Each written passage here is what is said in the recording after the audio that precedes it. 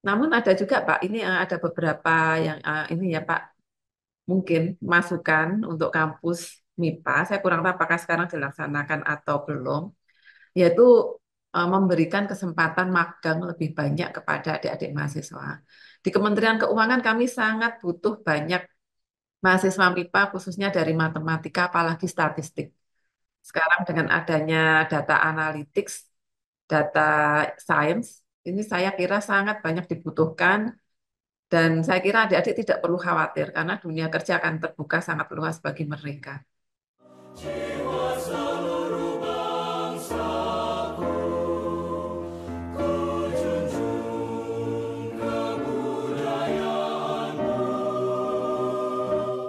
kejayaan Nusantara.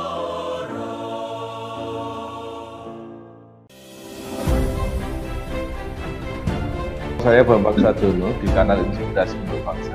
Saat ini saya sudah bersama dengan salah seorang alumni Fakultas fisika gitu. IPA. Memang kakak kelas itu memang menginspirasinya dengan di pusat.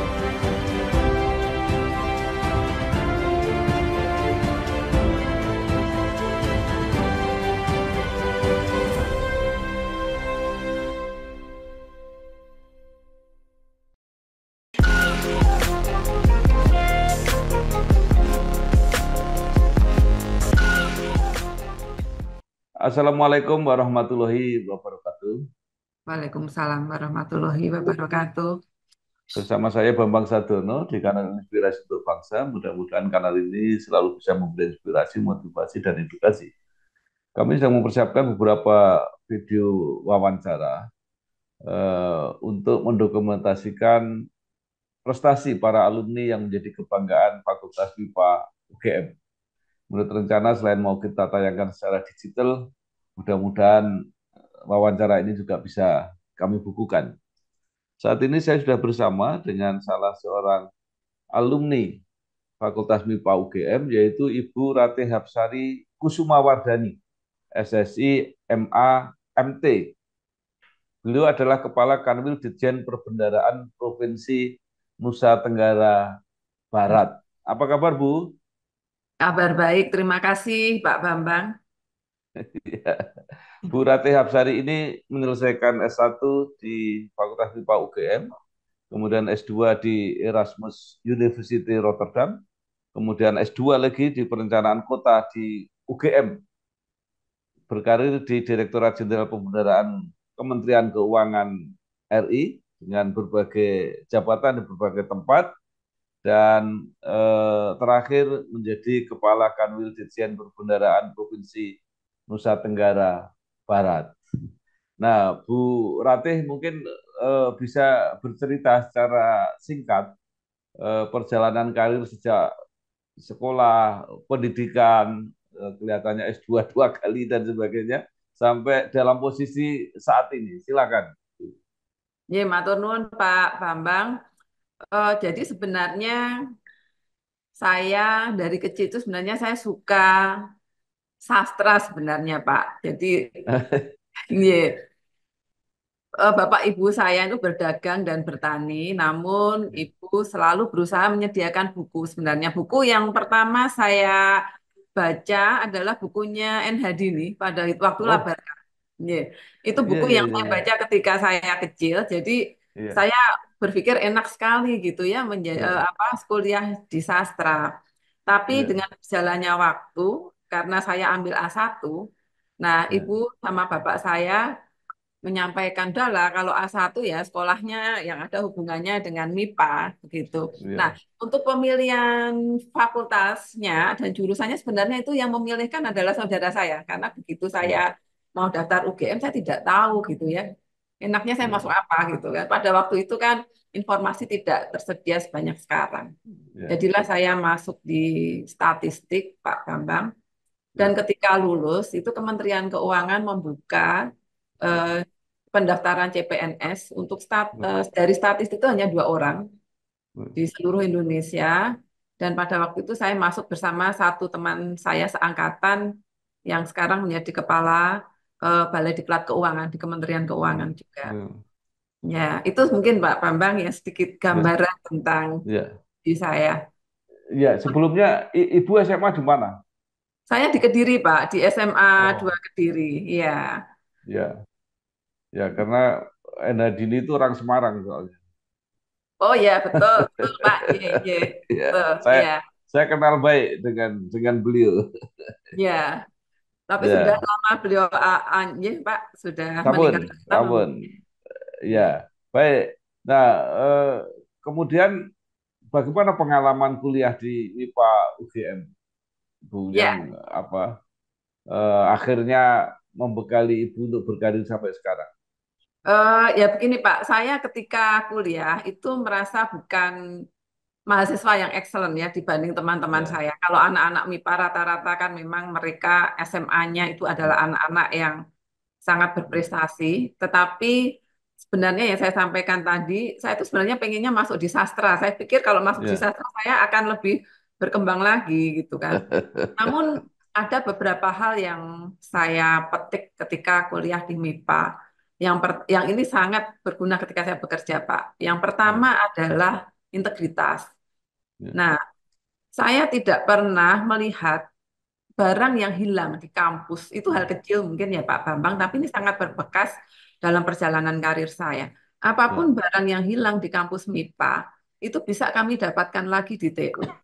Itu. ya, Barang itu tidak pernah ada yang mengambil. Yang kedua, ini adalah pembelajaran mengenai kerja keras. Jadi ada saat satu mata kuliah yang saat itu menjadi momok di tempat kami, ya, namanya kalkulus lanjut. Mungkin kalau ada teman-teman MIPA tahu ya, itu anak-anak matematika. eh Seandainya kita dalam mengerjakan soal ujian, itu di ya, tengah jalan itu kita mentok Pak Bambang, maka itu kita akan dapat E, kami akan mendapat E. ya, Tidak ada penghargaan terhadap apa yang sudah kami lakukan. Tetapi dari situ saya belajar untuk selalu resilient gitu kan, bisa ya, gitu. Jadi memang ini adalah bagian yang harus saya lalui dan saya ya, menghargai eh, dosen-dosen saya yang waktu itu mengajarkan tentang kerja keras dan integritas. Dan satu yang saya banggakan di MIPA pada waktu itu juga kami tidak pernah memanggil dosen kami walaupun profesor, kami manggilnya ya, cukup Pak gitu ya. ya. Oke. Itu beberapa hal yang saya kira membentuk eh, apa pribadi saya dalam menjalani karir. Jiwa seluruh bangsaku, ku junjung kebudayaanmu, kejayaan Nusantara. Nah, pada waktu masuk itu, apa yang dibayangkan? Setelah lulus akan jadi apa? Setelah begini Pak ya, kalau di MIPA rata-rata bayangan kami saat itu karena informasi juga Ya, tidak banyak tersedia dari para alumni. ya, Bayangan saya itu pasti nanti sesudah lulus itu jadi dosen. Tapi saya pikir ya, saya kan mahasiswa biasa-biasa saja ya Pak ya. Kalau dosen kan ya, perlu apa namanya pengetahuan yang lebih, mungkin ya, IPK-nya itu diperhatikan. Karena saya ya, merasa biasa-biasa saja, tapi sebenarnya juga ternyata saya suka mengajar Pak. Kalau anak ya, MIPA pada waktu itu eh, pekerjaan sampingannya kan mengajar biasanya, ya, mengajar anak SD, SMP, SMA, dan ya, saya menemukan passion sebenarnya di situ. ya, Saya pikir bagaimana saya bisa jadi dosen dengan IP saya yang tidak setinggi teman-teman saya. Nah, ternyata ketika saya sudah menjadi pegawai Kementerian Keuangan, ya, ada panggilan menjadi dosen di salah satu universitas swasta ya, di Jawa Timur. Saya sudah senang, cuma pada waktu itu ternyata panggilannya itu sudah dibuang sama orang tua saya karena beliau berpikir kamu kan sudah bekerja gitu kan, kamu jadi ya, keuangan. Jadi saya tidak seperti adik-adik yang mungkin sekarang sudah punya pandangan nanti mau bekerja di ya, mana. Saya belum punya, Pak. ya, Cuma saya ya, berpikir barangkali ada tempat-tempat di mana yang memerlukan analisa atau matematika yang di mana ilmu saya itu bisa saya gunakan. Ya, ya, begitulah Pak. ya. Di Kementerian Keuangan sampai sekarang. Mengambil eh, jurusan atau program statistik masuk di lingkungan Kementerian Keuangan, apa awal-awal atau yang dikerjakan oleh alumni MIPA di situ? Ya, Sebenarnya kalau di Kementerian Keuangan, Pak, karena saya masuknya di Dijen Anggaran, di mana di situ ada pembahasan dengan kementerian lembaga yang lain. Jadi ada beberapa fakultas yang mungkin kita merasa kok fakultas seperti ini ada di Kementerian Keuangan gitu. Jadi ada teman Ya. saya yang dari farmasi, ada Hmm. juga dari pertanian, ada juga beberapa dari teknik gitu. Malah kebanyakan kami dari jurusan MIPA gitu teman-teman saya. Karena memang pada Hmm. saat itu tugas kami adalah melakukan pembahasan terkait anggaran negara. Nah, disitulah kemudian saya merasa ilmu ini memang berguna. Tidak Hmm. dalam rangka kalau orang membayangkan matematika itu ada hitung-hitungan lah itu nanti yang Ya. dipakai. Tetapi saya melihat itu cara berpikir kritis, cara melihat data dan berpikir analitis lah itu yang diperlukan oleh lulusan MIPA dalam dunia kerja. Dan itu yang saya rasa saya lakukan selama ini. Baik, kemudian Ibu S2-nya di Erasmus Swiss University Rotterdam dan S2 lagi di perencanaan kota. Jadi ini agak unik juga. Mungkin Ya, bisa dijelaskan. ya. Jadi pada waktu itu Pak ada tawaran beasiswa dari Pusbindiklatren Bappenas sebenarnya. Ada Ya, itu beasiswa untuk Pemda sebenarnya Pak. Beasiswa untuk ya, Pemda, tapi kami di Kementerian Keuangan diberikan kesempatan untuk ikut ya, tes di situ. Nah, dapatlah saya itu sebenarnya double degree Pak. Double degree ya, yang separuh di UGM dan separuh ya. di Rotterdam. Ya, Hmm, sebenarnya saya yang betul itu di IHS ya, di IHS Rotterdam. Itu di bawah Erasmus University Rotterdam begitu. ya, Nah, di situ saya mengambil perencanaan kota yang ya, memang link dengan pekerjaan saya ya, selaku perencana di eh, pada waktu itu peralihan dari Dijen Anggaran ke Dijen Perbendaraan. ya. Baik. Nah, selanjutnya sudah sepenuhnya apa berkarir di bidang keuangan itu di Iya. kantor-kantor di daerah-daerah. Nah, ini Sweet itu gimana menjalaninya? Ya, ini mungkin masalah seluruh lulusan universitas ya Pak. Ya, Ketika kita awal bekerja, ada beberapa hal yang memang perlu sekali kita pelajari. Ada beberapa skill yang perlu kita pelajari, termasuk skill untuk bekerja sama dan switch tadi Pak. ya, Karena begitu kita masuk bekerja itu dunia yang kita hadapi akan sangat berbeda dengan dunia kampus di mana kita berada gitu. Jadi sehingga dari situ saya berpikir sebenarnya lulusan MIPA ini bisa kemana-mana karena sudah dibekali cara berpikir analitis dengan menggunakan data yang ada. Dalam kasus saya, sekarang ini saya juga harus mempelajari ekonomi makro ya, dan juga mempelajari tentang perekonomian di daerah yang itu tidak saya dapatkan di kampus pada waktu itu ilmunya. Jadi mau tidak mau juga saya harus mendapatkan ilmu itu dari manapun saya bisa belajar dan saya bersyukur saya berada di institusi di mana sistem sangat terbangun dengan baik. Di Kementerian Keuangan itu kami disediakan tempat untuk belajar online gitu ya. Ada KLC namanya Kementerian Keuangan Learning Center. KLC apa ya? Kementerian Keuangan Learning Center, KLC singkatannya. Di mana dari situ tuh ilmu banyak bisa kita ini ya, kita pelajari, kita bisa memilih apa yang kurang dan kita bisa belajar dari situ. Selain itu juga banyak kesempatan-kesempatan untuk meningkatkan kemampuan gitu ya bagi adik-adik yang masih sekarang pelaksana atau mereka yang sudah menjabat. Ya seperti itu Pak. Jiwa seluruh bangsaku, ku junjung kebudayaanmu, kejayaan Nusantara. ya. Baik. Nah, sekarang mungkin bisa diceritakan eh, apa kegiatan atau tugas yang dihadapi di dalam posisi sebagai kepala kantor perbendaharaan provinsi Kepala Kanwil Ditjen Perbendaharaan Provinsi. Jadi berarti ini membawai seluruh provinsi seperti itu. Ye, ye. Jadi kalau di perbendaharaan ini tugasnya macam-macam, Pak. Mengawal Ya, APBN lah intinya ya seperti yang ya, disampaikan Menteri. eh, Gampangnya itu bagaimana supaya setiap rupiah yang dibelanjakan pemerintah itu ya, membawa dampak gitu ya. ya, Saya juga sudah berkeliling karena memang salah satu tugas kami di Eselon 1 di Kementerian Keuangan di Ditjen Perbendaharaan itu memang kami mau dipindahkan kemanapun di seluruh wilayah Indonesia gitu. ya, Ya, seperti yang disampaikan Bapak juga saya di Kalimantan, di Sulawesi, ya, dan sekarang di NTB.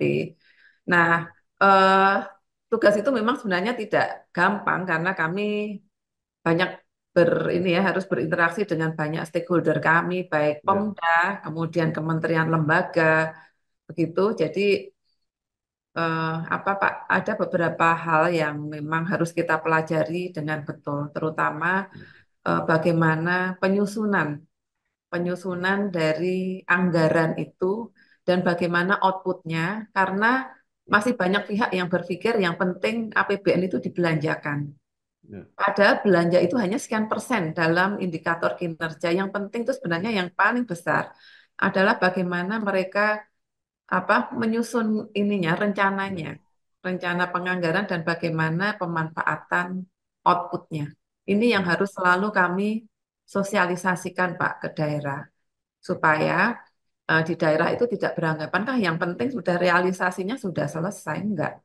Itu bagian kecil saja yang kami nilai. ya, Itu ya, beberapa hal yang patut dipelajari. ya. Jadi instansi ibu apa memberi pemahaman eh, penyiapan penyusunan anggaran kemudian pelaksanaan, tetapi bukan Ini pengawasannya Bu ya. tidak Pak, Boten. Jadi kami tidak melakukan pengawasan. Kalau di Ya, daerah kan ada pengawasan APIP internal dari ya, Pemda, kalau di Pemda kemudian ada BPKP, ada BPK. Kami ya, tidak melakukan itu, Pak. Kami melakukan ini ya, ini dalam ranah pengelolaan APBN, khususnya pelaksanaan hingga pertanggungjawaban ya, APBN di ya. daerah. Nah, masalahnya kalau misalnya ada apa ya, ada kesalahan ya, mulai dari perencanaan atau pelaksanaan, padahal instansi ibu yang tahu, tapi kan tidak bisa meluruskan. Betul, Pak. Ya, kalau itu hubungannya dengan ini ya Pak ya, dengan fraud seperti Ya, itu memang bukan ranah kami. Nah, yang menjadi ranah kami adalah kami mengawal dan memonitor pelaksanaannya itu yang ya, penting, Pak. Itu yang akan kami sampaikan ke mitra kerja kami, baik ya, seluruh penerima dana APBN. ya, Seringnya itu mulai dari perencanaan kan sekarang sudah memakai sistem Pak, sehingga ya, yang mendapat dana APBN itu tidak perlu datang langsung ke kantor kami. Dari rumah pun ya, sudah bisa. Dari rumah sudah ya, bisa. Namun harus ya, diperhatikan bahwa yang approve itu untuk supaya dana itu bisa dicairkan itu sudah ada pembagiannya. Kadang-kadang kan itu diserahkan satu orang aja, sudahlah kamu yang approve. Nah itu kadang-kadang terjadi ya, masalah fraud di situ Pak Bambang. Nah, itu sudah ya, tidak menjadi wilayah kami sebenarnya. Wilayah kami itu mengawal dari perencanaan hingga pertanggungjawabannya. ya. Nah, sekarang kalau dilihat dari segi tren, itu trennya seperti apa, Bu? Sejak dulu ya stagnan seperti itu, apa membaik atau malah memburuk? Karena kelihatannya kan dalam praktek sehari-hari fraud itu kan sepertinya terus ada gitu ya. Betul, Pak. Nah, itu karena fraud itu terus ada, makanya sebenarnya itu mitigasi risiko kan, Pak, yang harus Ya, diperkuat. Ini juga kami mendampingi beberapa instansi, salah satunya di UNRAM, Pak, untuk ya, melakukan mitigasi risiko gitu. Karena tidak ya, semua instansi rupanya menerapkan itu. Kami merasa mitigasi risiko ini adalah bagian yang sangat penting dan di Kementerian Keuangan ini adalah hal yang sangat diperhatikan. Kantor kami semua diminta untuk mengikuti wilayah bebas korupsi dan itu kami serius menjalaninya. ya, Alhamdulillah tahun 2017 kemarin kantor saya di KPPN Kuningan mewakili Kementerian Keuangan untuk menerima penghargaan KPK pada waktu itu di ya. Pekanbaru. Nah, eh, ada beberapa Pak memang yang penting. Memang kita tidak bisa apa membuat risiko itu nol Pak untuk Ya, fraud, dan trennya kalau saya bicara tren untuk fraud ini saya tidak berani bicara karena di APH mungkin yang lebih tahu. Namun ya, yang kami lihat memang dengan adanya sistem itu semua menjadi lebih baik ya Pak ya. Pengelolaan ya, keuangan, pengelolaan APBN menjadi ya, lebih baik dengan sistem yang ya. ada di daerah ya. Jiwa seluruh bangsaku, ku junjung kebudayaanmu, kejayaan Nusantara. Baik, yang menarik kan sekarang meluasnya apa ya, meluasnya lapangan terjadinya fraud itu. Akhir-akhir ini mungkin Ibu juga tahu ada rektor perguruan tinggi negeri yang terpaksa harus menjalani itu. Nah, eh, pertanyaan saya, apakah kasus-kasus yang bisa dilihat di masyarakat itu memang sebenarnya sudah ada, banyak ada, tetapi yang muncul kan yang apa yang akhirnya sempat dipublikasikan atau mungkin sempat dilaporkan dan sebagainya. Mungkin Ibu yang lebih tahu sebenarnya persoalan sesungguhnya seperti apa. Kami tidak sampai masuk ke ranah itu ya Pak Bambang. Kami tidak Ya, sampai masuk ke ranah pelaksanaan detailnya di lapangan untuk setiap proyek-proyek yang menerima ya, dana APBN. Namun saya melihat beberapa hal yang patut mendapat perhatian. Yang pertama adalah pembagian kewenangan dalam pelaksanaan APBN ini yang belum jalan dengan baik. Misalnya saya selaku kepala kantor, saya tidak boleh menetapkan pemenang lelang karena hmm, memang itu sudah ada yang bertugas khusus untuk itu. ya, Saya tidak boleh menentukan pembayaran. Itu karena sudah ada yang ditugaskan untuk ya, itu, gitu kan. Nah, apabila ini dilakukan oleh pimpinan, maka ini akan kemungkinan fraud tinggi. Makanya sebenarnya tidak boleh ada rangkap jabatan untuk ya, jabatan-jabatan yang berhubungan dengan perbendaharaan, Pak. Itu dari ya, satu sisi yang saya lihat bisa kami ini ya dalam pengelolaan kami. Dan kemudian yang kedua itu adalah ketaatan terhadap perencanaan. Gitu. Yang ini yang kami lihat di daerah masih perlu mendapat perhatian gitu ya. Jadi katakanlah misalnya ada proyek-proyek yang seharusnya itu direncanakan dengan matang. ya, Tapi kenyataannya proyek itu tuh baru di akhir tahun selesai gitu ya di beberapa daerah. Selesai namun mungkin tidak optimal karena memang ya, perencanaannya dari awal tidak matang. Nah, apakah ada beberapa hal gitu ya yang berhubungan dengan masalah hukum kami memang tidak masuk ke situ, Pak. ya, Walaupun kami sering sekali diminta menjadi saksi apabila ada ya, kasus-kasus yang berhubungan dengan hukum dalam pelaksanaan APBN. ya. Artinya kalau dari segi sistem itu sudah dipersiapkan cukup baik, sehingga Sangat baik kalau ya. pelaksananya itu mematuhi itu pasti aman. Kira-kira seperti itu, Bu ya. Kemungkinan besar tidak akan terjadi fraud besar, Pak, itu apabila diikuti sistemnya, ya. Ya, Ya, ya, itu yang kami lihat, Pak, di lapangan, ya. ya. Tapi kalau seberapa besar mungkin itu APH yang lebih bisa menjawab. Oke, baik. Nah, sekarang kembali lagi ke FMIPA UGM. Dari pengalaman Ibu belajar dulu, mungkin sekarang juga sudah berubah sebagian. Apa yang dirasa kurang bagi para lulusan dalam menjalani karir atau apa mencari peluang-peluang di lapangan? Ya. Saya tidak mengikuti yang sekarang ya Pak, bagaimana dengan Ya, adik-adik mahasiswa yang sekarang. Namun ketika saya masih kuliah dulu, saya tidak banyak mendapat informasi, terutama ya, juga dari alumni. Nanti kira-kira apa saja yang harus kami siapkan? Menurut saya bukan ya, ini dulu yang kita pikirkan apa lulusan MIPA nanti harus menjadi apa, tetapi skill apa yang dibutuhkan nanti di dalam dunia kerja ya, karena itu bisa sangat berbeda. Nah, kemudian pada waktu itu juga Pak, itu mungkin yang link and match ya, dengan dunia kerja yang perlu ya, dipersiapkan. Saya ingat ketika saya di MIPA, saya sempat pada suatu saat bertemu dengan Pak Dekan, saya sampaikan, Pak, Ya. kenapa kami tidak diajari mengenai filsafat ilmu yang saya kira lebih cocok untuk anak MIPA diajarkan di awal daripada kami diajari misalnya saya anak matematika diminta ambil biologi yang tidak banyak nanti Hmm. berguna dalam pembelajaran saya selanjutnya. Karena saya berpikir filsafat ilmu nanti itu yang bisa mengantarkan Ya. mahasiswa untuk berpikir lebih lanjut tentang ilmu-ilmu yang sudah berkembang dan mereka pelajari. Dan rupanya ketika saya lulus beberapa tahun kemudian, saya lihat ada mata kuliah filsafat ilmu di MIPA. Nah, namun ada juga Pak, ini ada beberapa yang ini ya Pak, mungkin masukan untuk kampus MIPA. Saya kurang tahu apakah sekarang dilaksanakan atau belum, yaitu memberikan kesempatan magang lebih banyak kepada adik-adik mahasiswa. Di Kementerian Keuangan kami sangat butuh banyak mahasiswa MIPA khususnya dari matematika apalagi statistik. Ya. Sekarang dengan adanya data analytics, data science, ini saya kira sangat banyak dibutuhkan dan saya kira adik-adik tidak perlu khawatir karena dunia kerja akan terbuka sangat luas bagi mereka. Jiwa seluruh bangsaku, ku junjung kebudayaanmu, kejayaan Nusantara.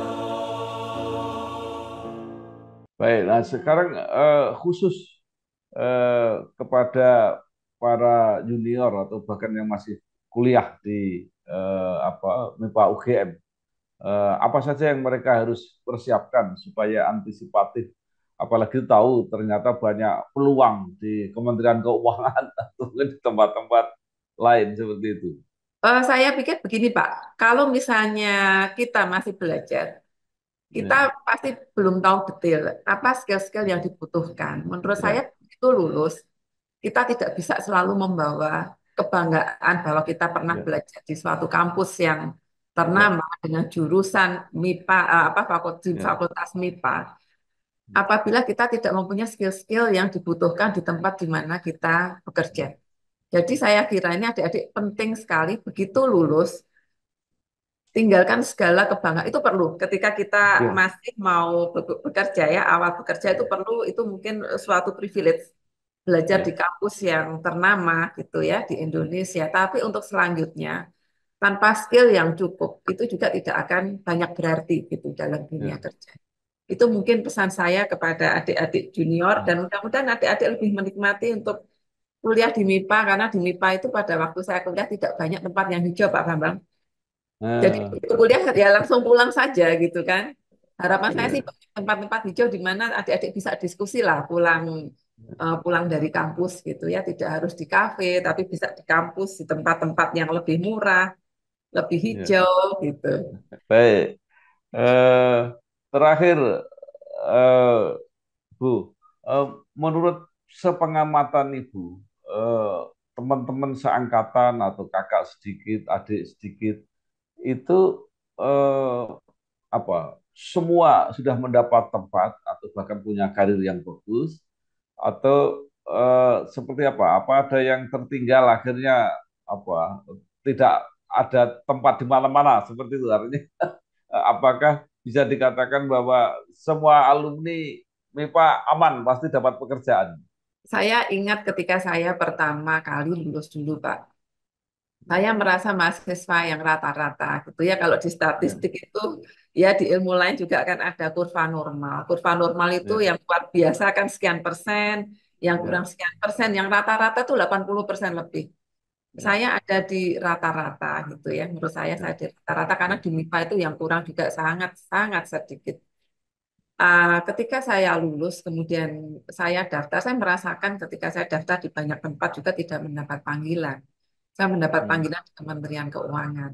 Nah, dalam perjalanan waktunya, waktu saya yang saya lalui, teman-teman ini kan juga banyak pilihan. Ada yang memilih ya, berkarir, namun ada yang memilih untuk misalnya menjadi ibu rumah tangga. Saya juga ya, tidak menilai bahwa saya lebih sukses dari teman-teman yang lain. Saya tidak pernah ya, menilai seperti itu karena titik penilaian kesuksesan untuk masing-masing orang berbeda.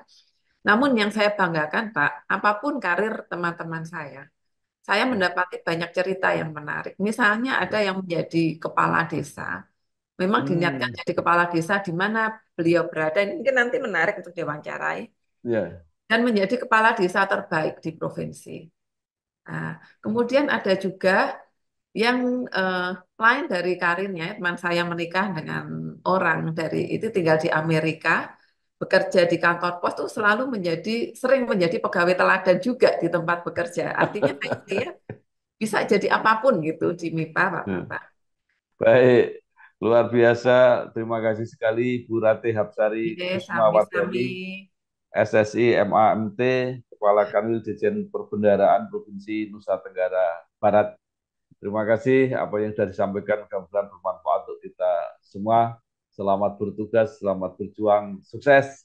Wassalamualaikum warahmatullahi wabarakatuh. Waalaikumsalam warahmatullahi wabarakatuh. Terima kasih nih Pak Bambang. Terima kasih, Demikian, sami-sami Bu. salam sehat. Jiwa seluruh bangsaku, ku junjung kebudayaanmu,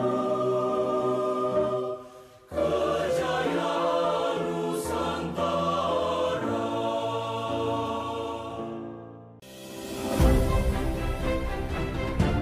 Saya Bambang Sadono di kanal Inspirasi untuk Bangsa. Saat ini saya sudah bersama dengan salah seorang masuk alumni di Fakultas fisika gitu. IPA. Memang kakak kelas itu memang inspirasinya dengan di pusat